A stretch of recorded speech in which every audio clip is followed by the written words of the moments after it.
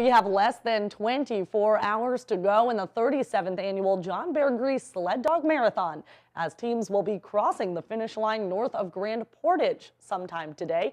CBS 3's Natalie Grant has been following teams along the trails since they started in Duluth on Sunday. She joins us now live from Grand Portage, just a couple miles from this year's finish line. Natalie, how is it going out there?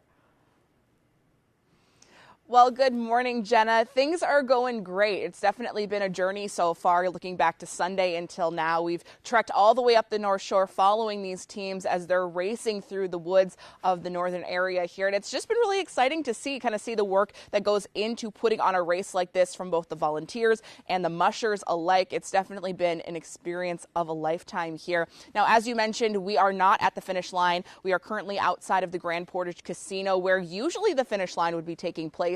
But due to some poor trail conditions, whether that includes the lack of snow before this weekend, as well as those warmer temperatures, they just couldn't have the trail conditions to get down here. So it did get moved a couple miles up, but we will be there covering the finish line for you. Now, going into today, it'll be a pretty exciting day to see who takes home that grand prize. It's been kind of a race to the finish for three teams here, including 2020 champion Ryan Reddington of Alaska. He has been kind of neck and neck with Aaron Litzring and Aaron Altimus of Grand Marais. For the most of the race, the two women have been pulling out the first and second spots, but with Reddington kind of going in between the second and third places there. Now, as of right now, Reddington is currently in the lead as they just kicked off their next leg of the race about an hour ago here.